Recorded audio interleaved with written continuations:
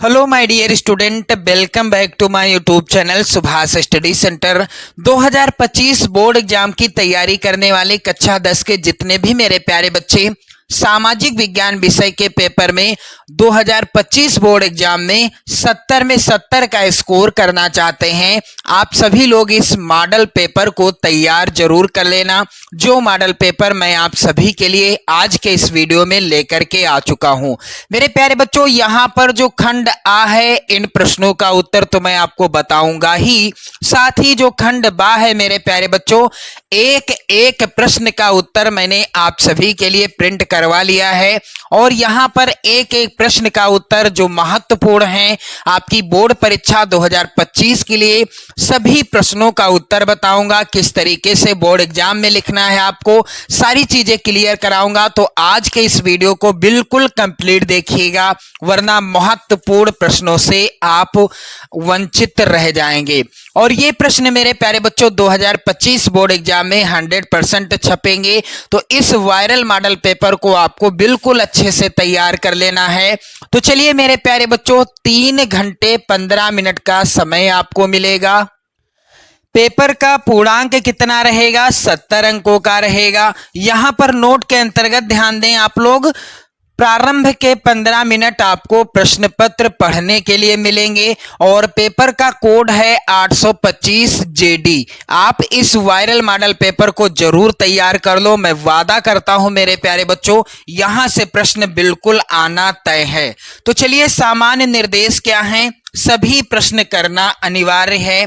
दूसरा है निर्देश, इस प्रश्न पत्र के 2 खंड, खंड आ तथा खंड बा हैं। खंड आ में 1 अंक के 20 बहुविकल्पी प्रश्न हैं जिनके उत्तर आपको ओएमआर उत्तर पत्रक पर देने हैं। मेरे प्यारे बच्चों, ओएमआर सीट का नमूना आप देख सकते हैं। यहाँ पर इस तरह की ओएमआर सीट होगी आपकी बोर्ड परीक्षा 2025 में जो आपको मिलेगी और यहाँ पर आपको प्रश्न संख्या 1 से प्रश्न संख्या 20 तक के प्रश्नों का उत्तर गोला काला करके देना है और जो गोला आप यहाँ पर काला करेंगे उसका विवरण आप ओएमआर सीट में यहाँ पर भी क्या करेंगे? दे देंगे, यानी यहाँ पर भी आपको लिखना होगा। चलिए आगे बढ़ते हैं, अगला निर्देश पढ़ते हैं। खंड आ के प्रत्येक प्रश्न का निर्देश पढ़कर केवल प्रदत्त ओएमआर उत्तर पत्रक पर, यानी जो आपको ओएमआर सीट मिलेगी उस पर ही आपको उत्तर देना है। ओएमआर उत्तर पत्रक पर उत्तर देने के पश्चात उसे ना तो आप काट सकते हैं, ना ही इरेजर से साफ कर सकते हैं और ना ही आप उसमें व्हाइटनर का प्रयोग कर सकते हैं। मेरे प्यारे बच्चों, मान लीजिए यहाँ पर उदाहरण के लिए कि ओएमआर सीट में आपने जो है सी वाला गोला सही था, गलती से बी वाला आपने कर दिया, तो अब ना तो इस तरह से इसको काटा जा सकता है, ना ही इसमें व्हाइटनर लगा सकते हैं और ना ही इरेजर लगाना है। कुछ नहीं करना है, इरेजर से साफ भी नहीं करना है, ऐसे ही छोड़ देना है। मेरे प्यारे बच्चों ध्यान रहे, अगला यहाँ पर निर्देश है, प्रश्न के अंक उसके सम्मुख अंकित हैं। कौन सा प्रश्न कितने अंक का आएगा इसका भी विवरण है। खंड बा में 50 अंक के वर्णनात्मक प्रश्न हैं। इस खंड में वर्णनात्मक फर्स्ट टाइप के प्रश्न हैं और वर्णनात्मक सेकंड टाइप के प्रश्न हैं तथा मानचित्र से भी संबंधित 2 प्रश्न दिए गए हैं। खंड बा में सभी प्रश्नों के उत्तर एक साथ ही करना होगा। प्रथम प्रश्न से आरंभ कीजिएगा तथा अंतिम प्रश्न तक करते जाइएगा। जिस प्रश्न का उत्तर आपको नहीं पता है उस पर आपको समय बिल्कुल भी नष्ट नहीं करना है। आगे बढ़ते हैं, अगला निर्देश है, दिए गए मानचित्रों को उत्तर पुस्तिका के साथ मजबूती से संलग्न करना आवश्यक है। मेरे प्यारे बच्चों, दृष्टिबाधित परीक्षार्थियों के लिए मानचित्र कार्य के स्थान पर अलग से प्रश्न हैं जिससे आपका कोई लेना देना नहीं है। अब मेरे प्यारे बच्चों आप लोग ध्यान दें, यहाँ पर खंड आ जो कि बहुविकल्पी प्रश्नों से संबंधित होगा। यहाँ पर निर्देश है, नीचे दिए गए प्रश्नों के प्रत्येक प्रश्न के 4 विकल्प दिए गए हैं। सही विकल्प चुनकर उसे OMR उत्तर पत्रक पर चिन्हित करें।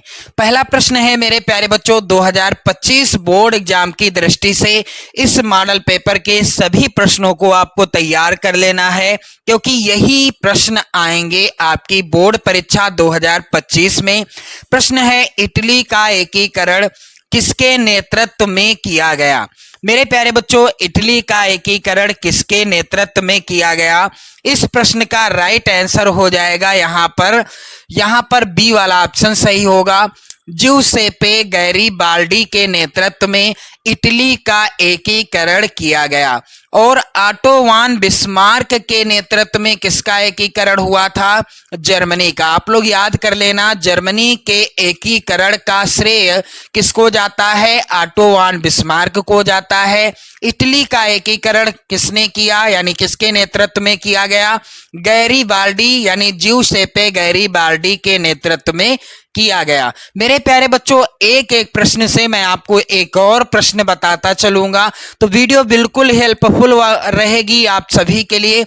चलिए आगे बढ़ते हैं और अगला प्रश्न यहां पर है, रॉलेट एक्ट कब पारित हुआ? रॉलेट एक्ट मेरे प्यारे बच्चों कब पारित हुआ? यहां पर राइट आंसर क्या हो जाएगा? इस प्रश्न का राइट आंसर हो जाएगा, रॉलेट एक्ट पारित हुआ था सन 1919 ईस्वी में। रॉलेट एक्ट कब पारित हुआ था? सन 1919 ईस्वी में। यहां पर सी वाला ऑप्शन क्या हो जाएगा? सही हो जाएगा। आगे बढ़ते हैं मेरे प्यारे बच्चों, अगला प्रश्न। और एक चीज और ध्यान दीजिएगा, सन 1919 ईस्वी में ही जलियांवाला बाग हत्याकांड हुआ था।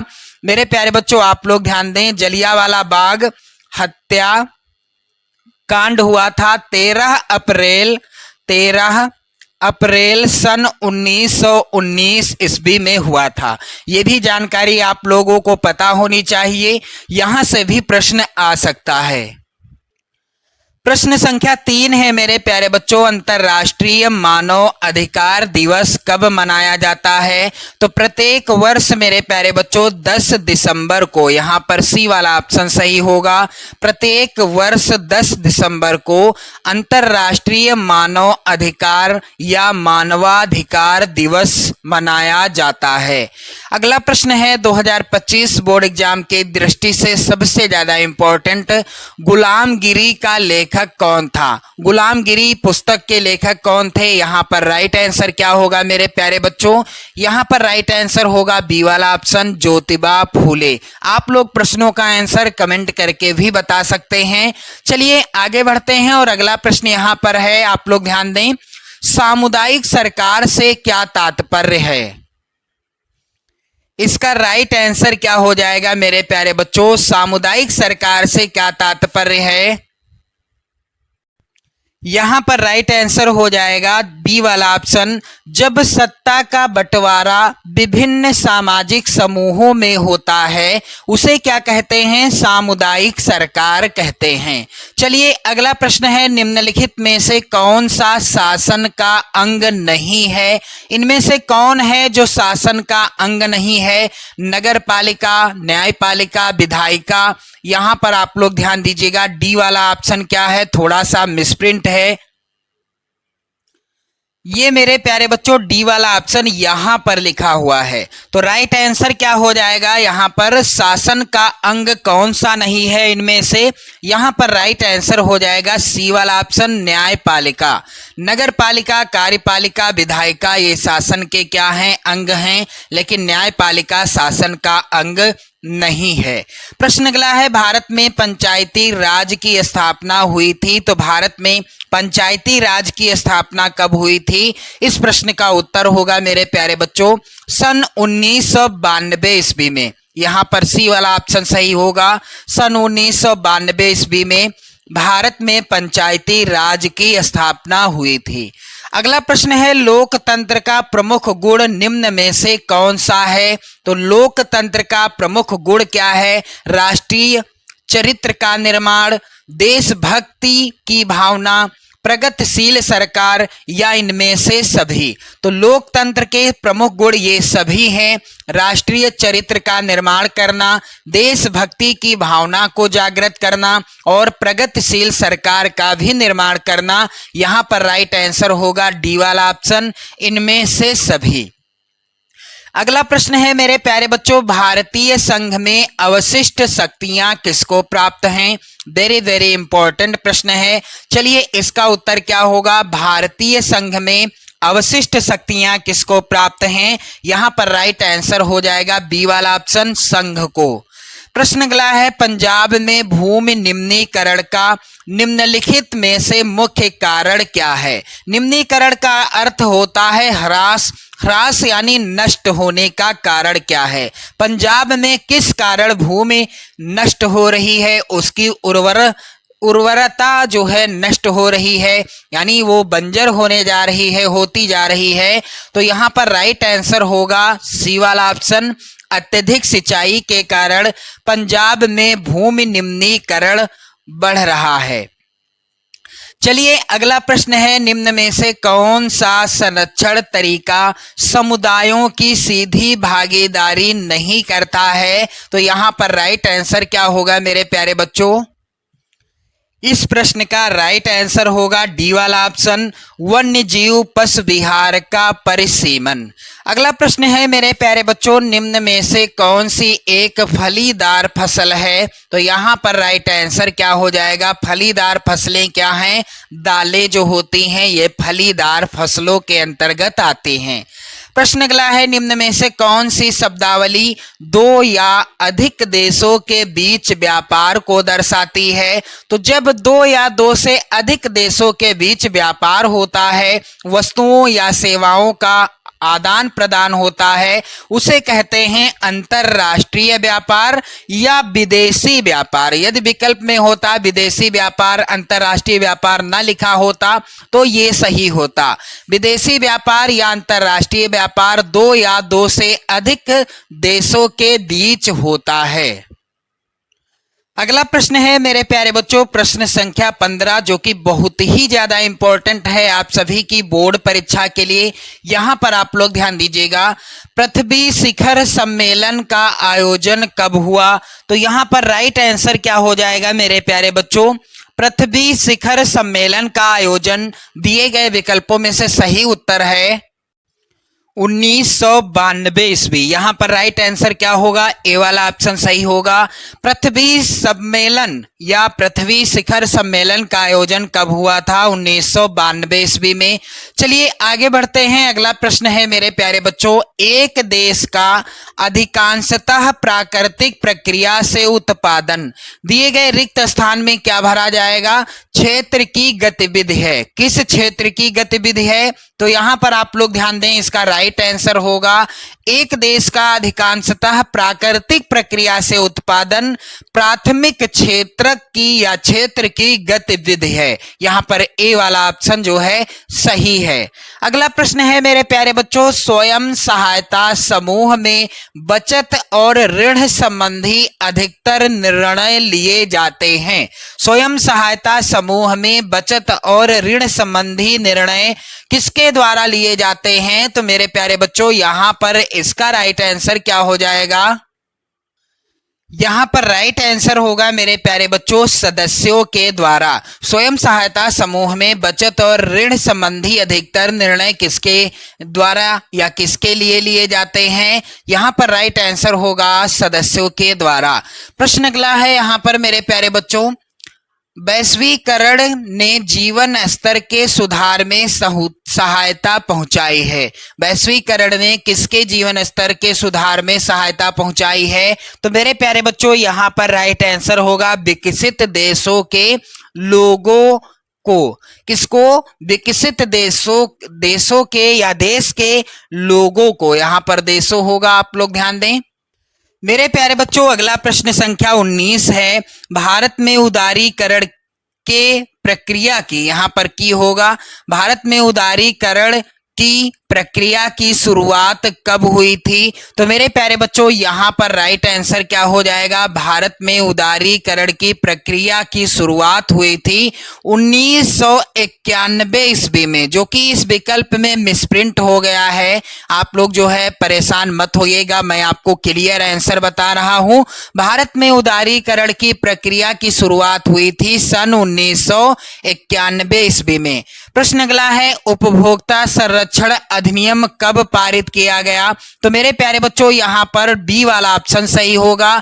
सन 1986 ईस्वी में उपभोक्ता संरक्षण अधिनियम पारित किया गया था। चलिए आगे बढ़ते हैं और मेरे प्यारे बच्चों एक बार जरूर शेयर कर देना आप इस वीडियो को।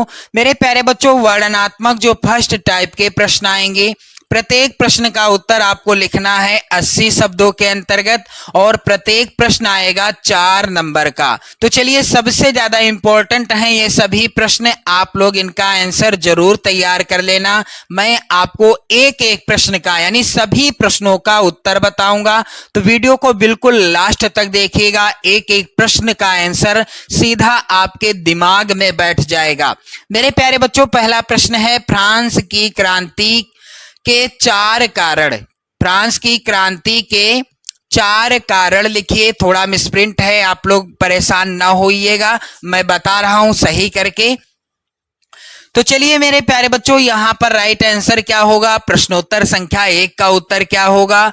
1789 ईस्वी में फ्रांस में एक क्रांति हुई। अब प्रश्न आता है कि फ्रांस की क्रांति कब हुई? तो 1789 ईस्वी में फ्रांस की क्रांति हुई थी, जिसके द्वारा वहां पर लुई वंश के शासन का अंत हुआ। और इस क्रांति के फलस्वरूप क्या हुआ? फ्रांस में लुई वंश के शासन का अंत हो गया, वहां पर लोकतंत्र की स्थापना की गई। इस क्रांति के प्रमुख कारण निम्नलिखित थे। पहला कारण क्या था? अयोग्य शासक।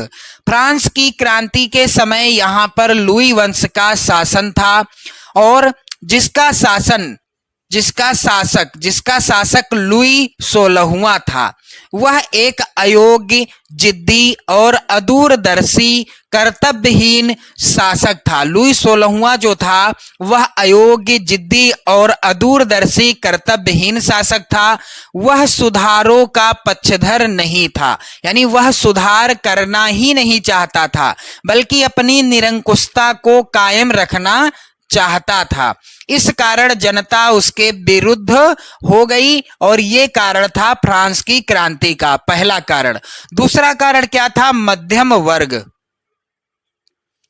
मेरे प्यारे बच्चों यहाँ पर औद्योगिक क्रांति होने के कारण मध्यम वर्ग का उदय हो गया था, जिसमें छोटे उद्योगपति, डॉक्टर, वकील, अध्यापक और निम्न पदों पर कार्य करने वाले अधिकारी आते थे। मध्यम वर्ग के अंतर्गत कौन कौन आते थे? छोटे उद्योगपति, डॉक्टर, वकील, अध्यापक और निम्न पदों पर कार्य करने वाले। यह वर्ग नवीन विचारों और राष्ट्रीय भावना से ओतप्रोत था। जो मध्यम वर्ग था ये नवीन विचारों से और राष्ट्रीय भावना से भरपूर था और लोकतंत्र का पक्षधर भी था और निरंकुश राजशाही का विरोधी भी था। जब जनता राजशाही यानी शासन के विरुद्ध हो गई तो इसने भी इनका पूर्ण समर्थन किया, यानी मध्यम वर्ग के लोगों ने भी इसका जो है समर्थन किया। किसका? फ्रांस की क्रांति में अपनी अहम भूमिका निभाई मध्यम वर्ग के लोगों ने भी। तीसरा कारण था आम जनता की दयनीय स्थिति। इस समय यानी फ्रांस की क्रांति के पहले की बात है, इस समय शासक उच्च वर्ग और कुलीन वर्ग जहां विलासितापूर्ण जीवन व्यतीत कर रहा था, वहीं आम जनता की स्थिति बड़ी दयनीय थी तथा लोग रोजी रोटी को तरस रहे थे। यह भी कारण था फ्रांस की क्रांति का। फ्रांस की क्रांति का चौथा कारण था दार्शनिकों का प्रभाव। इस समय जो दार्शनिक वर्ग उदित हुआ उसने जनता को प्रशासन की दुर्दशा, न्याय व्यवस्था की कमियों व फ्रांसीसी समाज की बुराइयों से अवगत कराया। इन्होंने जनता में क्रांतिकारी भावनाओं का संचार किया, जिस कारण जनता क्रांति करने के लिए अग्रसर हो गई। तो ये 4 कारण थे फ्रांस की क्रांति के। मेरे प्यारे बच्चों, एक बार आप स्क्रीनशॉट ले लो ताकि आप इसको अच्छे से याद कर सकें, क्योंकि बहुत ही ज्यादा इंपॉर्टेंट है इस प्रश्न का उत्तर। लगातार बोर्ड परीक्षा में यह प्रश्न आता रहा है। 4 नंबर का प्रश्न है मेरे प्यारे बच्चों। चलिए आगे बढ़ते हैं और अगला प्रश्न यहां पर है, आप लोग ध्यान दीजिएगा। अथवा इसका भी उत्तर मैं आपको बताऊंगा। वैसे तो आपको एक प्रश्न का ही आंसर लिखना है, फिर अथवा वाला आप करें या एक वाला करें। इसी तरह से प्रत्येक प्रश्न में अथवा दिया गया है, एक एक प्रश्न का उत्तर करना है। लेकिन मैं दोनों प्रश्नों को सॉल्व कराऊंगा, क्योंकि दोनों प्रश्न आपकी बोर्ड परीक्षा 2025 के लिए बहुत ही ज्यादा इंपॉर्टेंट हैं। तो मैंने आप सभी के लिए काफी ज्यादा मेहनत की है। आप लोग भी वीडियो को लाइक शेयर कर दें और चैनल पर यदि आप नए हैं तो चैनल को भी सब्सक्राइब कर लीजिएगा। चलिए यहां पर अथवा में प्रश्न है, साइमन कमीशन की रिपोर्ट से कांग्रेस क्यों असंतुष्ट थी? मेरे प्यारे बच्चों, इसका उत्तर कैसे लिखा जाएगा? प्रश्नोत्तर संख्या 1 अथवा साइमन कमीशन में एक भी भारतीय सदस्य के शामिल नहीं होने के कारण कांग्रेस इसकी रिपोर्ट से असंतुष्ट थी। साइमन कमीशन से कांग्रेस क्यों असंतुष्ट थी? क्योंकि इस कमीशन में एक भी सदस्य भारतीय नहीं था, इसलिए कांग्रेस जो है असंतुष्ट थी। कांग्रेस ने पूर्ण स्वराज की नई नीति की घोषणा की। दिसंबर 1929 में जवाहरलाल नेहरू की अध्यक्षता में कांग्रेस के लाहौर अधिवेशन में पूर्ण स्वराज की मांग को औपचारिक रूप से मान लिया गया तथा तय किया गया कि 26 जनवरी 1930 को, कब? 26 जनवरी 1930 को स्वतंत्रता दिवस के रूप में मनाया जाएगा और उस दिन लोग पूर्ण स्वराज के लिए संघर्ष की शपथ लेंगे। ये हो गया इस प्रश्न का उत्तर। चलिए आगे बढ़ते हैं और अगला प्रश्न है, बहुत ही ज्यादा इंपॉर्टेंट प्रश्न है कि संघवाद से क्या तात्पर्य है? तो चलिए इसका उत्तर क्या हो जाएगा मेरे प्यारे बच्चों? प्रश्नोत्तर संख्या 2 का उत्तर आप लोग ध्यान दें। संघवाद क्या है? संघवाद सरकार का वह स्वरूप है जिसमें देश के भीतर सरकार के कम से कम 2 स्तर मौजूद हैं। पहला केंद्रीय स्तर यानी केंद्र स्तर पर सरकार होती है और दूसरा स्थानीय या राज्य स्तर पर सरकार का गठन होता है। इसमें से एक सरकार देश भर के लिए होती है। मान लीजिए मेरे प्यारे बच्चों, प्रधानमंत्री नरेंद्र मोदी जी जो हैं देश भर के प्रधानमंत्री हैं, आप सभी जानते हैं, क्योंकि वह केंद्र के मुखिया हैं। और राज्य के मुखिया कौन हैं इस समय? आप लोग कमेंट करके बताइएगा। और इसी तरह से सरकार का जो है बंटवारा हुआ है, जिसके अंतर्गत राष्ट्रीय महत्व के विषय होते हैं। इसके अलावा राज्य या प्रांतीय स्तर की सरकारें होती हैं जो शासन के नित्य प्रति के कार्यों को देखती हैं। सत्ता के इन दोनों स्तरों की सरकारें अपने अपने स्तर पर स्वतंत्र होकर अपना कार्य संपादित करती हैं। ये हो गया इसका उत्तर। तो आपने समझ लिया संघवाद क्या है। चलिए आगे बढ़ते हैं। अगला प्रश्न है इस मॉडल पेपर का मेरे प्यारे बच्चों। अथवा में प्रश्न है, लोकतांत्रिक देश में राजनीतिक दलों की आवश्यकता पर प्रकाश डालिए। बहुत ही ज्यादा इंपॉर्टेंट प्रश्न है, आप लोग ध्यान दें। इस प्रश्न का उत्तर क्या होगा? प्रश्नोत्तर संख्या 2 का अथवा, आप लोग ध्यान दें यहां पर इसका उत्तर, लोकतांत्रिक देश में राजनीतिक दलों की बहुत आवश्यकता होती है। यदि राजनीतिक दल ना हो तो सारे उम्मीदवार स्वतंत्र या निर्दलीय होंगे। सरकार बन जाएगी पर उसकी उपयोगिता संदिग्ध होगी। निर्वाचित प्रतिनिधि सिर्फ अपने निर्वाचन क्षेत्रों में किए गए कामों के लिए जवाबदेह होंगे, लेकिन देश कैसे चले इसके लिए कोई उत्तरदायी नहीं होगा। राजनीतिक दलों का उदय प्रातिनिधिक लोकतांत्रिक व्यवस्था से जुड़ा है। जब समाज बड़े और जटिल हो जाते हैं तो उन्हें विभिन्न मुद्दों पर अलग अलग विचारों को समेटने और सरकार की नजर में लाने के लिए किसी माध्यम की जरूरत होती है।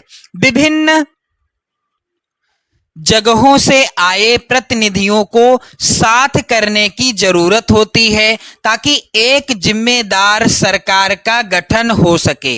उन्हें सरकार का समर्थन करने या उस पर अंकुश रखने, नीतियां बनवाने और नीतियों का समर्थन अथवा विरोध करने के लिए उपकरणों की आवश्यकता होती है। प्रत्येक प्रतिनिधि सरकार की ऐसी जो भी जरूरतें होती हैं, राजनीतिक दल उनको पूरा करते हैं। हम कह सकते हैं कि राजनीतिक दल लोकतंत्र की एक अनिवार्य शर्त हैं। चलिए मेरे प्यारे बच्चों, आगे बढ़ते हैं और अगला बहुत ही ज्यादा इंपॉर्टेंट प्रश्न है इस मॉडल पेपर का आपकी बोर्ड परीक्षा 2025 के लिए। कह रहा है कि पहाड़ी क्षेत्रों में मृदा अपरदन की रोकथाम के लिए क्या कदम उठाने चाहिए। पहाड़ी क्षेत्रों में मृदा अपरदन की प्रक्रिया को रोकना है तो इसके लिए कौन कौन से कदम उठाए जा सकते हैं। प्रश्नोत्तर संख्या 3 का उत्तर आप लोग ध्यान दें। यहाँ पर अनेक मानवीय एवं प्राकृतिक कारणों से मृदा अपरदन होता है। मृदा अपरदन या भूक्षरण का कारण क्या है? कुछ प्राकृतिक कारण होते हैं और कुछ मानवीय कारण होते हैं, यानी कुछ मानव के द्वारा बनाए गए कारण होते हैं जिनके कारण मृदा अपरदन की जो है प्रक्रिया संभव हो पाती है। पहाड़ी क्षेत्रों में मृदा अपरदन को नियंत्रित करने के लिए निम्नलिखित उपाय अपनाना चाहिए। पहला उपाय क्या है? पर्वतीय ढालों पर बांध बनाकर जल प्रवाह को समुचित ढंग से खेती के काम में लाया जा सकता है। पर्वतीय ढालों पर क्या करना चाहिए? बांध बना देना चाहिए और जल प्रवाह को समुचित ढंग से खेती के काम में बांध बनाकर लाया जा सकता है। मृदा रोधक बांध अवनालिकाओं के फैलाव को रोकते हैं। और दूसरा उपाय है पर्वतीय क्षेत्रों में पट्टी कृषि के द्वारा मृदा अपरदन को रोका जाता है। फसलों के बीच में घास की पट्टियां उगाई जाती हैं।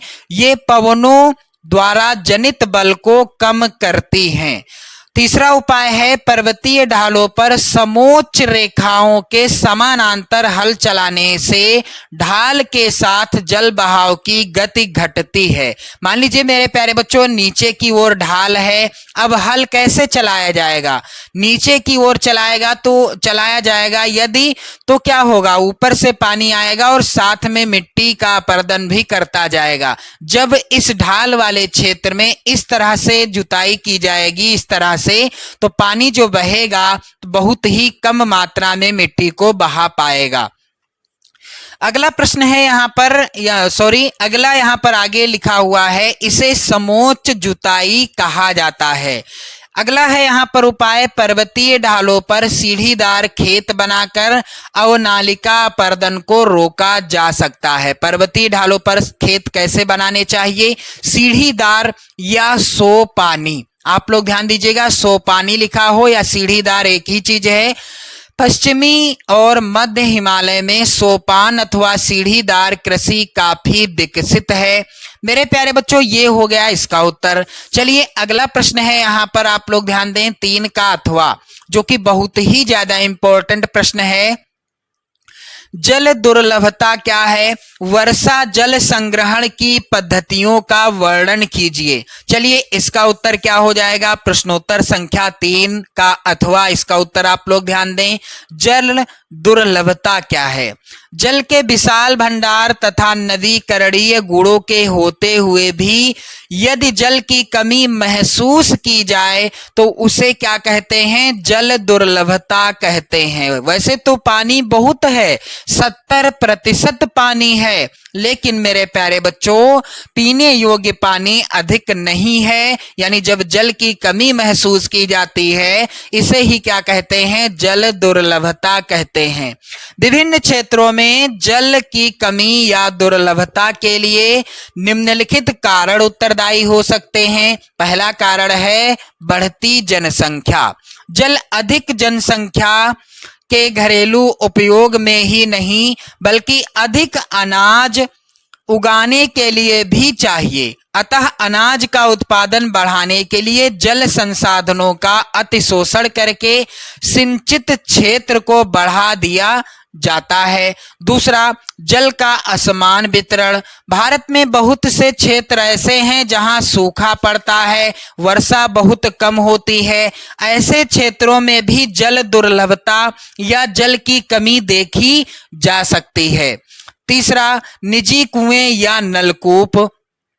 बहुत से किसान अपने खेतों में निजी कुएं व नलकूपों से सिंचाई करके उत्पादन बढ़ा रहे हैं, किंतु इसके कारण लगातार भूमि जल का स्तर नीचे गिर रहा है और लोगों के लिए जल की उपलब्धता में क्या आई है, कमी हो सकती है या कमी आ गई है। चौथा, औद्योगिकीकरण। स्वतंत्रता के बाद हुए औद्योगिकीकरण के कारण भारत में अलवणीय जल संसाधनों पर दबाव बढ़ गया है। उद्योगों को ऊर्जा की आवश्यकता होती है जिसकी पूर्ति जल विद्युत से की जाती है। इस कारण भी जल की कमी का सामना करना पड़ता है। तो ये हो गया इस प्रश्न का उत्तर। चलिए अगला प्रश्न है मेरे प्यारे बच्चों, बहुत ही ज्यादा इंपॉर्टेंट प्रश्न है। कह रहा है झूम कृषि की विशेषताओं की विवेचना कीजिए। तो झूम कृषि क्या है, चलिए इसका उत्तर क्या हो जाएगा। प्रश्नोत्तर संख्या 4 का उत्तर आप लोग ध्यान दीजिएगा। झूम कृषि की विशेषताएं क्या हैं? तो झूम कृषि की निम्नलिखित विशेषताएं होती हैं। पहली विशेषता है, इस कृषि में सबसे पहले वनों के किसी भाग को काटकर या जलाकर साफ कर लिया जाता है। यानी वनों यानी जंगलों को काट दिया जाता है, किसी एक भाग को, जंगल के किसी एक भाग को काट दिया जाता है या फिर जला दिया जाता है, उसको साफ कर लिया जाता है तथा इस पर कृषि की जाती है। परंतु जब इस मिट्टी की उर्वरा शक्ति समाप्त हो जाती है तो 2-3 वर्ष बाद इस भूमि को परती छोड़कर नए स्थान पर वनों को साफ कर कृषि की जाने लगती है तथा कुछ वर्षों बाद इस क्षेत्र को भी छोड़ दिया जाता है और नए स्थान पर कृषि की जाने लगती है। दूसरी विशेषता क्या है झूम कृषि की? इस प्रकार की कृषि में मोटे अनाज जैसे कि मक्का, ज्वार, बाजरा, जिमीकंद एवं रतालू आदि उत्पन्न किए जाते हैं। झूम कृषि की अगली विशेषता है, इस पद्धति के अंतर्गत कृषि खाद्यान्न का उत्पादन कम किया जाता है। चौथी विशेषता है मेरे प्यारे बच्चों, इस कृषि पद्धति में कुदाल, खुरपी, हसिया आदि पुराने उपकरणों तथा मानव श्रम का प्रयोग होता है। पांचवी विशेषता है, इस कृषि पद्धति में सिंचाई के साधनों का भी प्रयोग नहीं किया जाता है। तो मेरे प्यारे बच्चों आप लोग ध्यान दें, अगला जो प्रश्न है यहाँ पर प्रश्न संख्या 4 का अथवा बहुत ही ज्यादा महत्वपूर्ण प्रश्न है 2025 बोर्ड एग्जाम के लिए। मैं सामाजिक विज्ञान के कई मॉडल पेपर आपको पूरे हल के साथ प्रोवाइड कराऊंगा, तो आप लोग चैनल को सब्सक्राइब कर लीजिएगा और मेरे प्यारे बच्चों आपसे रिक्वेस्ट है कि आप लोग वीडियो को भी शेयर कर दीजिएगा। मेरे प्यारे बच्चों यहाँ पर प्रश्न है, विश्व व्यापार संगठन के क्रियाकलापों का वर्णन कीजिए। तो चलिए इसका उत्तर क्या हो जाएगा, आप लोग ध्यान दीजिएगा। प्रश्नोत्तर संख्या 4 का अथवा विश्व व्यापार संगठन एक अंतरराष्ट्रीय संगठन है जो देशों के मध्य व्यापार के नियमों को विनियमित करता है। इसका मुख्यालय स्विट्जरलैंड के जिनेवा में स्थित है। प्रश्न आता है बहुविकल्पी कि विश्व व्यापार संगठन का मुख्यालय कहाँ है, तो उत्तर होगा जिनेवा में। 1995 में स्थापित संगठन, आप लोग ध्यान दें 1 जनवरी सन 1995 ईस्वी में विश्व व्यापार संगठन की स्थापना हुई थी। ये प्रश्न भी बहुविकल्पी आता है। अब यहां पर आगे ध्यान दें के प्रमुख उद्देश्य इस प्रकार हैं। कौन कौन से उद्देश्य हैं विश्व व्यापार संगठन के? अंतरराष्ट्रीय व्यापार हेतु नियमों को निर्धारित करना और लागू करना, व्यापार उदारीकरण के विस्तार के लिए बातचीत और निगरानी हेतु एक मंच प्रदान करना, अगला उद्देश्य है व्यापार विवादों का समाधान करना, निर्णय लेने की प्रक्रिया में पारदर्शिता को बढ़ाना। अगला है वैश्वीकरण, आर्थिक प्रबंधन में शामिल अन्य प्रमुख अंतर्राष्ट्रीय आर्थिक संस्थानों के साथ सहयोग स्थापित करना तथा विकासशील देशों को वैश्विक प्रणाली में पूरी तरह से लाभान्वित होने में सहयोग करना। मेरे प्यारे बच्चों, ये हो गया इसका उत्तर। चलिए आगे बढ़ते हैं और अगला प्रश्न है यहाँ पर मेरे प्यारे बच्चों, जो कि है वर्णनात्मक सेकंड टाइप का प्रश्न। आप लोग ध्यान दें, प्रत्येक प्रश्न का उत्तर आपको देना होगा 150 शब्दों में और प्रत्येक प्रश्न आएगा एक यहाँ पर 6 नंबर का। प्रत्येक प्रश्न कितने नंबर का होगा? 6 नंबर का होगा। चलिए यहाँ पर प्रश्न संख्या 5, जो कि बहुत ही ज्यादा इंपॉर्टेंट है। एक एक प्रश्न का उत्तर मैं आपको बताऊंगा, तो वीडियो को बिल्कुल लास्ट तक देखिएगा। जिस प्रश्न का आंसर आपसे छूट जा रहा है, वीडियो देखते समय आप स्क्रीनशॉट ले लें, लेकिन तैयार जरूर कर लें एक एक प्रश्न का उत्तर, क्योंकि उन्हीं प्रश्नों को शामिल किया है इस मॉडल पेपर में जो 2025 में 100% आएंगे। तो यहां पर प्रश्न है, इटली के एकीकरण की प्रक्रिया को संक्षेप में लिखिए। चलिए मेरे प्यारे बच्चों, यहां पर प्रश्नोत्तर संख्या 5 का उत्तर क्या हो जाएगा? आप लोग ध्यान दीजिएगा। 19वीं शताब्दी में इटली के एकीकरण की प्रक्रिया प्रारंभ हुई और पहला ही प्रश्न था इस मॉडल पेपर का। आप एक बार देख भी सकते हैं कि इटली का एकीकरण यानी इटली के एकीकरण का श्रेय किसे जाता है, तो कौन था राइट आंसर? पहला यहां पर प्रश्न जो था, आप लोग एक बार ध्यान दें, इटली का एकीकरण किसके नेतृत्व में किया गया? तो यहां पर ज्यूसेप्पे गैरिबाल्डी राइट आंसर था। ये भी प्रश्न आपने देखा था। चलिए अब ये डिटेल में है प्रश्न का उत्तर। 19वीं शताब्दी में इटली के एकीकरण की प्रक्रिया प्रारंभ हुई, जो निम्न प्रकार से थी। पहला, इस समय इटली एक वंशानुगत राज्यों व बहुराष्ट्रीय हैब्सबर्ग साम्राज्य में बिखरा हुआ था।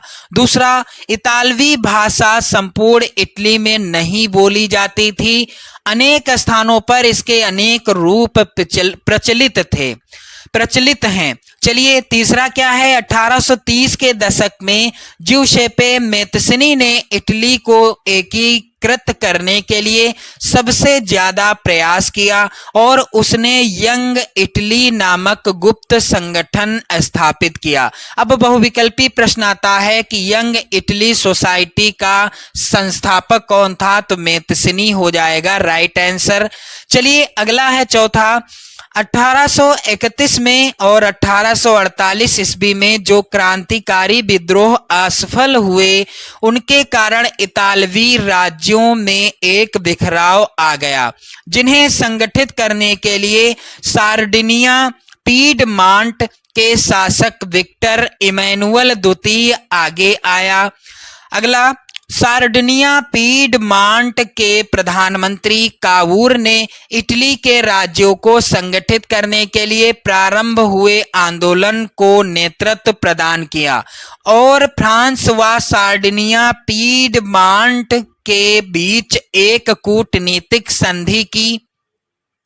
अगला, 1859 ईस्वी में सार्डिनिया पीडमांट ने ऑस्ट्रिया को पराजित किया। इस युद्ध में ज्यूसेप्पे गैरिबाल्डी के नेतृत्व में अनेक सैनिकों ने भी भाग लिया।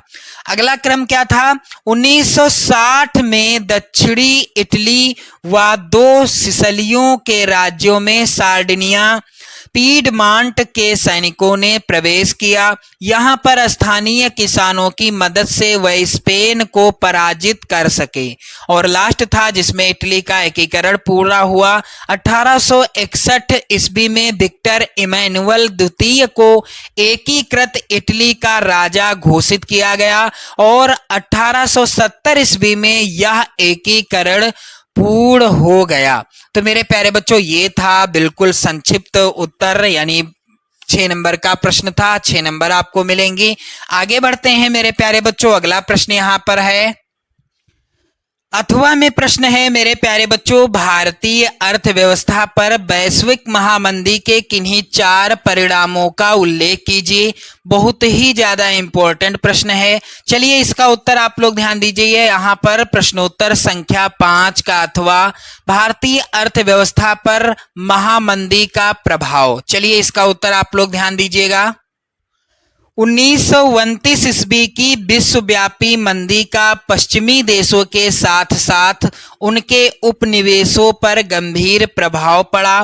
भारतीय अर्थव्यवस्था भी इसके प्रभाव से अछूती नहीं रही। प्रश्न आता है आर्थिक मंदी का प्रारंभ कब हुआ, तो बहुविकल्पी प्रश्न आता है। उत्तर होगा 1929 ईस्वी में। अब भारतीय अर्थव्यवस्था पर मंदी के प्रभाव का विवरण इस प्रकार से है, आप लोग ध्यान दें। पहला प्रभाव था व्यापारिक क्षेत्र पर प्रभाव। आर्थिक महामंदी का व्यापारिक क्षेत्र पर क्या प्रभाव पड़ा? इस समय भारत के कृषि वस्तु निर्यातक देश था, यानी भारत जो था एक कृषि वस्तु निर्यातक देश था। यह तैयार माल दूसरे देशों से आयात करता था। आर्थिक मंदी में भारतीय व्यापारियों को प्रभावित किया। 1928 से 1934 के बीच भारत का आयात घटकर आधा रह गया था। अंतर्राष्ट्रीय बाजार की गिरती कीमतों का प्रभाव भारत पर भी पड़ा और यहाँ वस्तुओं की कीमतों में गिरावट आई। 1928 से 1934 के बीच भारत में गेहूं की कीमतों में 50% की गिरावट दर्ज की गई। अब किसानों की स्थिति पर क्या प्रभाव पड़ा आर्थिक महामंदी का? ऐसे कृषि उत्पाद एवं निर्मित सामान जिनकी अंतर्राष्ट्रीय बाजार में बहुत मांग थी, उनकी मांग में भी गिरावट दर्ज की गई। यानी ऐसे उत्पाद जो विदेशों में बहुत ज्यादा मांगे जाते थे, खरीदे जाते थे, इनकी खरीदारी भी बंद होने लगी, कम होने लगी, गिरने लगी। जूट और पटसन से बनी वस्तुओं की मांग घटने से उनका निर्यात बंद हो गया। यानी भारत से जूट और पटसन विदेशों में बिकना बंद हो गया क्योंकि इनकी मांग जो थी वो कम हो गई। फलस्वरूप कच्चे पटसन की कीमतें 60% से अधिक गिर गई। ऐसे में जिन किसानों ने पटसन की कृषि हेतु ऋण यानी कर्ज लिया था, उनकी स्थिति पर इसका बुरा प्रभाव पड़ा और वह पहले से अधिक कर्जदार हो गए। शहरी और ग्रामीण अर्थव्यवस्था पर आर्थिक महामंदी का क्या प्रभाव पड़ा? चलिए मेरे प्यारे बच्चों, मंदी का शहरी अर्थव्यवस्था पर अधिक प्रभाव इसलिए नहीं पड़ा क्योंकि वहां अधिकतर वेतन भोगी वर्ग के लोग रहते थे, यानी बहुत से लोग नौकरी करते थे और उनको पर्याप्त वेतन मिलता था हर महीने। अब आगे आप लोग ध्यान दें, फिर बड़े जमींदार वर्ग के लोग रहते थे जिन्हें भूमि का लगान होगा प्राप्त होता था।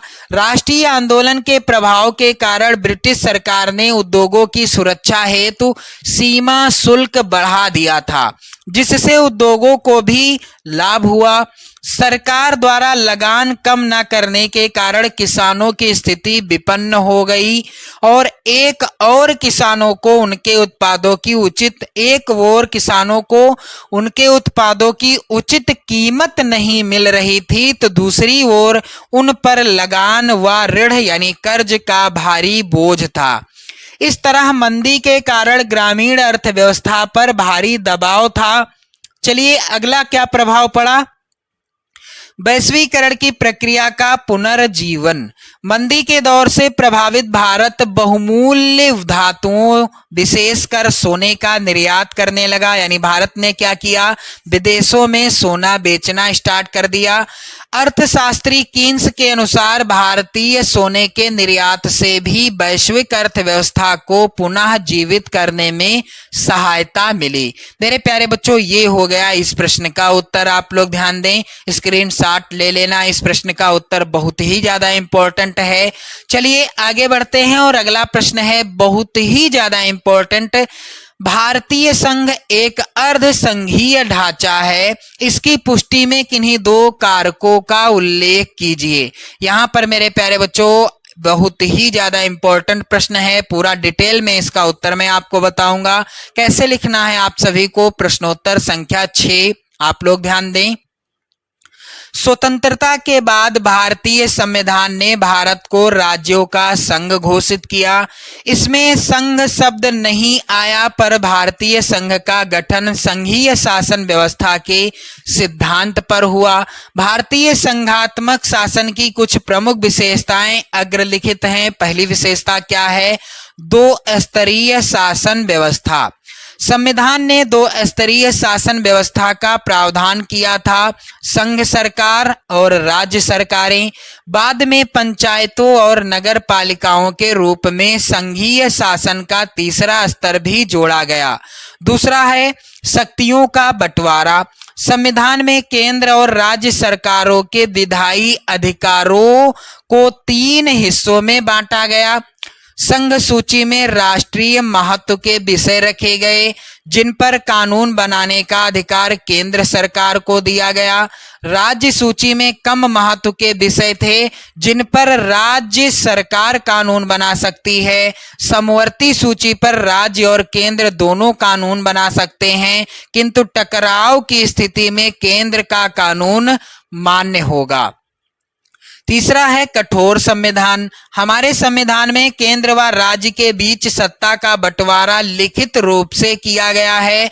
इसमें परिवर्तन करना आसान नहीं है। इसके लिए संसद के दोनों सदनों में 2/3 बहुमत से प्रस्ताव पास करके कम से कम आधे राज्यों की विधानसभाओं से उसे मंजूर कराया जाता है, और इस प्रकार कठोर संविधान संघात्मक शासन की प्रमुख विशेषता है। अगली विशेषता है मेरे प्यारे बच्चों, भारतीय संघ की शक्तिशाली न्यायपालिका। संघात्मक शासन में न्यायपालिका की भूमिका महत्वपूर्ण होती है। भारत में शक्तियों के बंटवारे से संबंधित कोई विवाद होने की स्थिति में फैसला उच्च न्यायालय और सर्वोच्च न्यायालय में ही होता है। वित्तीय स्वायत्तता। सरकार चलाने और अपनी जिम्मेदारियां निभाने के लिए केंद्र और राज्य सरकारों को कर लगाने, राजस्व उगाहने और संसाधन जमा करने का अधिकार है। राज्य सरकारों को वित्तीय स्वायत्तता प्राप्त है।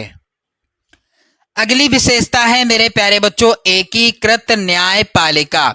भारत में संघात्मक शासन के कारण केंद्र और राज्य सरकारों की अलग अलग कार्यपालिका और व्यवस्थापिका है, किंतु न्यायपालिका दोनों के लिए एक ही है। ऐसा इसलिए किया गया है जिससे केंद्र व राज्यों के झगड़ों का निपटारा किया जा सके। अगली विशेषता है राज्यों के अपने संविधान नहीं है।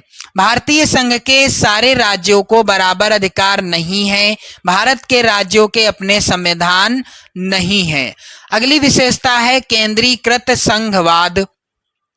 भारतीय संघात्मक शासन अन्य देशों के शासन से भिन्न है। भारत में 2 प्रकार की सरकारें होते हुए भी केंद्र को शक्तिशाली बनाया गया है। केंद्र को अधिकार दिए गए हैं, इसलिए भारतीय संघ को केंद्रीकृत या एकीकृत संघवाद कहा जाता है। मेरे प्यारे बच्चों, एक बार शेयर कर दें आप लोग इस वीडियो को। चलिए अगला प्रश्न है मेरे प्यारे बच्चों, बहुत ही ज्यादा इंपॉर्टेंट आपकी बोर्ड परीक्षा 2025 के लिए। कह रहा है कि लोकतंत्र किस तरह उत्तरदायी, जिम्मेदार और वैध सरकार का गठन करता है। तो चलिए मेरे प्यारे बच्चों, इसका उत्तर कैसे लिखना है आप लोगों को। प्रश्नोत्तर संख्या 6 अथवा, इसका उत्तर आप लोग तैयार कर लें, वेरी वेरी इंपॉर्टेंट है। लोकतांत्रिक व्यवस्था उत्तरदायी, जिम्मेवार और वैध सरकार का गठन करती है। निम्नलिखित तत्वों से इसे समझा जा सकता है। कौन कौन से तत्व हैं? सबसे पहला है स्वतंत्र और निष्पक्ष चुनाव। सभी लोकतांत्रिक देशों में एक निश्चित अवधि के बाद चुनाव कराए जाते हैं। ये चुनाव निष्पक्ष होते हैं। सभी दल स्वतंत्र रूप से अपने उम्मीदवारों को खड़ा करते हैं और मतदाता अपनी इच्छा अनुसार किसी को भी चुन सकते हैं, यानी किसी को भी वोट दे सकते हैं। ये प्रतिनिधि जनता के प्रति उत्तरदायी होते हैं और जनता की इच्छा पर्यंत अपने पद पर बने रहते हैं। जब जनता चाहेगी तब हटा भी सकती है। दूसरा है कानूनों पर खुली चर्चा। लोकतांत्रिक देशों में सरकार जो भी कानून बनाती है वह एक लंबी प्रक्रिया के बाद बनता है। उस पर पूरी बहस तथा विचार विमर्श किया जाता है, फिर उसे जनता के समक्ष रखा जाता है। इसलिए इस बात की संभावना होती है कि लोग उसके फैसलों को मानेंगे और वह ज्यादा प्रभावी होंगे। अगला है सूचना का अधिकार। लोकतांत्रिक देशों में नागरिकों को सरकार तथा कामकाज के बारे में जानकारी पाने का अधिकार प्राप्त है। यदि कोई नागरिक यह जानना चाहे कि फैसले लेने में नियमों का पालन हुआ है या नहीं, तो वह इसका पता कर सकता है। उसे यह न सिर्फ जानने का अधिकार है बल्कि उसके पास इसके साधन भी उपलब्ध हैं।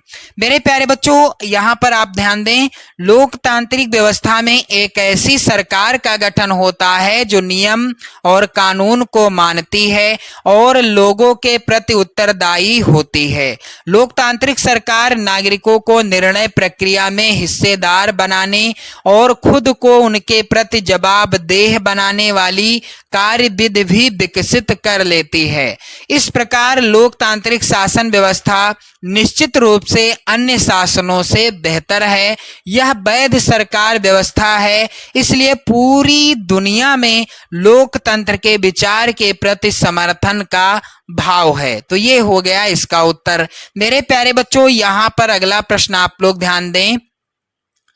वन और वन्य जीव संरक्षण पर एक निबंध लिखिए। 6 नंबर का प्रश्न है, बहुत ही ज्यादा इंपॉर्टेंट प्रश्न है। चलिए इसका उत्तर क्या होगा मेरे प्यारे बच्चों। प्रश्नोत्तर संख्या 7 का उत्तर आप लोग ध्यान दें।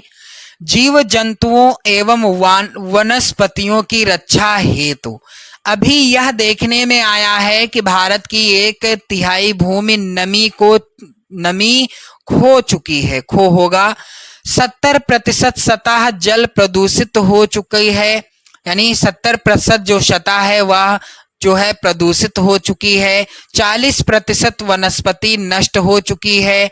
वन्य जीवों के लगातार शिकार किए जाने और वाणिज्यिक दृष्टि से मूल्यवान पौधों का व्यापार बढ़ाने से हजारों की संख्या में जंतु और पादप प्रजातियां विलुप्त होने के कगार पर हैं या विलुप्त हो चुकी हैं। अगला है पारिस्थितिक तंत्र का संतुलन बनाए रखने हेतु। तो प्रकृति और प्राकृतिक संसाधन संरक्षण के अंतर्राष्ट्रीय संघ IUCN की रिपोर्ट के अनुसार सामान्य प्रजातियों में चौपाए, कृदंत, भारतीय जंगली गधा, भारतीय गैंडा और शेर की पूंछ वाला वानर जिसे मकक्काक, सन गाय, मणिपुरी हिरण संकटापन्न प्रजातियां हैं। नीली भेड़, एशियाई हाथी, गंगा नदी की डॉल्फिन सुभेद्य प्रजातियां हैं। ध्रुवीय भालू, एशिया का जंगली भैंसा, रेगिस्तानी लोमड़ी तथा धनेश पक्षी दुर्लभ प्रजातियां हैं। अंडमान का चैती, निकोबार का कबूतर, अंडमान का जंगली सुअर तथा अरुणाचल प्रदेश का मिथुन स्थानिक प्रजातियां और एशियाई चीता तथा गुलाबी सिर वाली बतख विलुप्त प्रजातियां हैं। अंतिम श्रेणी को छोड़कर इन सभी प्रजातियों की रक्षा की जानी है, अन्यथा इसका पारिस्थितिक तंत्र बहुत बुरा असर पड़ेगा। अगला है वन्य प्राणियों को विलुप्त होने से रोकना। पेड़ पौधों एवं प्राणी प्रजातियों की एक बड़ी संख्या जिनमें सरीसृप, स्तनधारी पक्षी, जलचर एवं उभयचर सम्मिलित हैं, विलुप्त होने के कगार पर हैं। इनके संरक्षण हेतु वनों का अस्तित्व आवश्यक है। उपनिवेश काल की नीतियां केवल गिनी चुनी प्रजातियों का संवर्धन करने की रही थी। इनके अंतर्गत केवल उन प्रजातियों को महत्व दिया गया है जिनसे प्रत्यक्ष व्यापारिक और वाणिज्यिक लाभ होता है, जैसे सागौन वृक्षों का लगाया जाना, चीड़ के वृक्षों का जंगल तैयार करना, सागौन के, यहाँ पर सागौन होगा, के वनों ने दक्षिण भारत के वनों को नष्ट कर दिया, जबकि चीड़ में हिमालय के बाज और बुरुश के जंगलों को समाप्त कर दिया था। अब यहाँ पर आप लोग ध्यान दें, उपरोक्त विवेचन के आधार पर स्पष्ट है कि प्राकृतिक वनस्पति और वन्य जीव संसाधनों का संरक्षण और परिरक्षण किया जाए, यह पारिस्थितिकी के संतुलित अस्तित्व के लिए आवश्यक है। चलिए मेरे प्यारे बच्चों, यहाँ पर अगला प्रश्न मोस्ट इंपॉर्टेंट है। कह रहा है कि भारत में लौह अयस्क के उत्पादन एवं वितरण पर या वितरण का वर्णन कीजिए। 2025 बोर्ड एग्जाम की दृष्टि से बहुत ही ज्यादा इंपॉर्टेंट प्रश्न है मेरे प्यारे बच्चों। चलिए इसका उत्तर आपको कैसे लिखना है। प्रश्नोत्तर संख्या 7 का अथवा, आप लोग ध्यान दीजिएगा। लौह अयस्क एक महत्वपूर्ण खनिज है तथा औद्योगिक विकास की रीढ़ है। भारत में लौह अयस्क के विपुल संसाधन विद्यमान हैं। मैग्नेटाइट सर्वोत्तम प्रकार का लौह अयस्क है जिसमें 70% लोहांश पाया जाता है। हेमेटाइट सर्वाधिक महत्वपूर्ण औद्योगिक लौह अयस्क है जिसमें अधिकतम मात्रा में प्रयोग हुआ है। भारत में लौह अयस्क की पेटियां निम्नवत हैं। पहले नंबर पर है ओडिशा झारखंड की पेटी। ओडिशा, जिसे अब ओडिशा कहते हैं, में उच्च कोटि का हेमेटाइट किस्म का लौह अयस्क मयूरभंज तथा केंदुझर जिलों में बादाम पहाड़ी खदानों से निकाला जाता है। झारखंड के सिंहभूम जिले में हेमेटाइट अयस्क का खनन किया जाता है। दूसरा है यहाँ पर दुर्ग बस्तर चंद्रपुर पेटी। यह पेटी महाराष्ट्र व छत्तीसगढ़ राज्यों के अंतर्गत पाई जाती है। छत्तीसगढ़ के बस्तर जिले में बोलाडिला पहाड़ी श्रृंखला में अति उत्तम कोटि का हेमेटाइट पाया जाता है। इन खाद्यान्नों का लौह अयस्क विशाखापत्तनम से जापान तथा दक्षिण कोरिया को निर्यात किया जाता है। मेरे प्यारे बच्चों, यहाँ पर अगला है देलेरी, चित्रदुर्ग, चिकमंगलूर, तुमकुर पेटी। कर्नाटक की इस पेटी में लौह अयस्क की बृहत राशि संचित है। कर्नाटक में पश्चिमी घाट में अवस्थित कुंद्रेमुख की खानें 100% निर्यात इकाइयां हैं। अगला है महाराष्ट्र गोवा पेटी। यह पेटी गोवा तथा महाराष्ट्र राज्य के रत्नागिरी जिले में स्थित है। यद्यपि यहाँ का लोहा उत्तम प्रकार का नहीं है, तथापि इसका दक्षता से दोहन किया जाता है। मरमागांव पत्तन से इसका निर्यात किया जाता है। तो मेरे प्यारे बच्चों, आप लोग देखें, इस प्रश्न का उत्तर बहुत ही इंपॉर्टेंट है। ये प्रश्न आप लोग जरूर तैयार कर लेना। चलिए आगे बढ़ते हैं और अगला प्रश्न यहाँ पर है, तृतीयक क्षेत्र क्या है, क्षेत्रक क्या है, इसकी विशेषताओं की समीक्षा कीजिए। तो मेरे प्यारे बच्चों, इसका भी उत्तर आप लोग ध्यान दें। प्रश्नोत्तर संख्या 8 का उत्तर क्या होगा। चलिए मेरे प्यारे बच्चों, तृतीयक क्षेत्रक क्या है। तो तृतीयक क्षेत्रक की गतिविधियां प्राथमिक और द्वितीयक क्षेत्रक के विकास में सहायता करती हैं। ये गतिविधियां स्वतः वस्तुओं का उत्पादन नहीं करती हैं, बल्कि उत्पादन प्रक्रिया में सहयोग करती हैं। जैसे प्राथमिक और द्वितीयक क्षेत्रक द्वारा उत्पादित वस्तुओं को थोक एवं खुदरा विक्रेताओं को बेचने के लिए ट्रकों और ट्रेनों द्वारा परिवहन करने की आवश्यकता पड़ती है। कभी कभी वस्तुओं को गोदामों में भंडारित करने की आवश्यकता होती है। हमें उत्पादन और व्यापार में सुविधा के लिए टेलीफोन पर दूसरों से वार्तालाप करने या पत्राचार यानी संवाद या बैंकों से ऋण लेने की भी आवश्यकता होती है। परिवहन, भंडारण, संचार, बैंक सेवाएं और व्यापार तृतीयक गतिविधियों के कुछ उदाहरण हैं। चूंकि ये गतिविधियां वस्तुओं के अलावा सेवाओं का सृजन करती हैं, इसलिए तृतीयक क्षेत्र को सेवा क्षेत्रक भी कहा जाता है। क्या कहा जाता है? सेवा क्षेत्रक भी कहा जाता है। मेरे प्यारे बच्चों, वीडियो लाइक कर दें, शेयर कर दें, इन सभी प्रश्नों को तैयार कर लें। चलिए आगे क्या होगा उत्तर, सेवा क्षेत्र में कुछ ऐसी आवश्यक सेवाएं भी हैं जो प्रत्यक्ष रूप से वस्तुओं के उत्पादन में सहायता नहीं करती हैं, जैसे हमें शिक्षकों, डॉक्टरों, धोबी, नाई, मोची एवं वकील जैसी व्यक्तिगत सेवाएं उपलब्ध कराने वाले और प्रशासनिक एवं लेखाकरण कार्य करने वाले लोगों की आवश्यकता होती है।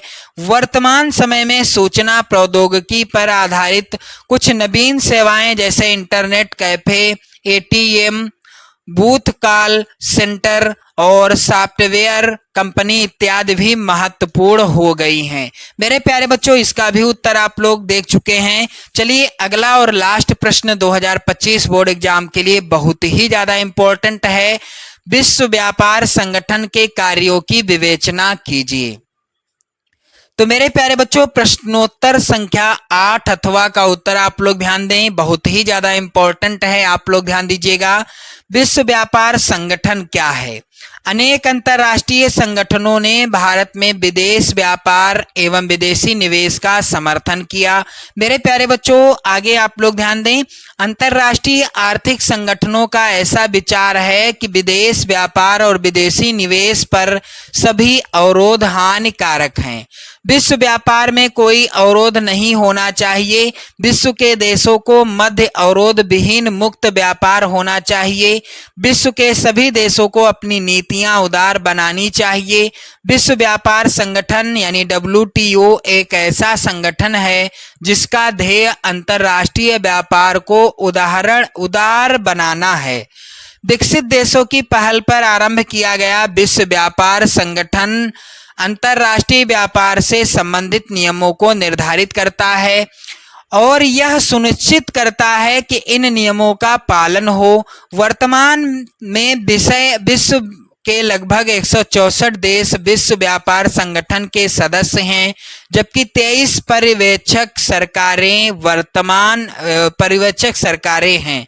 यद्यपि मेरे प्यारे बच्चों, विश्व व्यापार संगठन सभी देशों को मुक्त व्यापार की सुविधा प्रदान करता है, लेकिन व्यवहार में यह द्रष्टव्य है कि विकसित देशों ने अनुचित ढंग से व्यापार अवरोधकों को बनाए रखा है।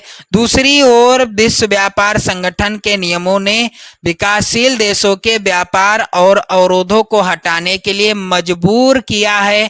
इसका एक उदाहरण कृषि उत्पादों के व्यापार पर वर्तमान बहस है। मेरे प्यारे बच्चों, आगे बढ़ते हैं तो आप देखेंगे पेपर में इस तरह के प्रश्न आएंगे, आप लोग ध्यान दें। मानचित्र से संबंधित 9A के अंतर्गत प्रश्न है। यहाँ पर मानचित्र से संबंधित प्रश्न है। यहाँ पर पहला, वह स्थान जहाँ असहयोग आंदोलन का कार्यक्रम स्वीकार किया गया, वह स्थान जहाँ चंद्रशेखर आजाद शहीद हुए थे, वह स्थान जहाँ 1929 में कांग्रेस का अधिवेशन हुआ था, और गुजरात का वह स्थान जहाँ गांधी जी ने किसान सत्याग्रह का बिहार में नेतृत्व किया था। तो मेरे प्यारे बच्चों, आपको जो है मानचित्र में भरना है। इसी तरह के प्रश्न आने हैं। 9B यानी 9B के अंतर्गत भी 5 प्रश्न हैं और 5 नंबर के प्रश्न हैं। यहाँ पर चिन्ह भी दिया होगा, जिस चिन्ह के द्वारा दर्शाना है, आपको नाम भी लिखना है। तो कुल 10 नंबर के प्रश्न आएंगे मानचित्र पर आधारित। तो मेरे प्यारे बच्चों, यदि आपने चैनल को सब्सक्राइब किया होगा तो आप अच्छा स्कोर करेंगे सामाजिक विज्ञान विषय के पेपर में, क्योंकि अब मैं आपको इसी तरह के मॉडल पेपर प्रोवाइड कराऊंगा।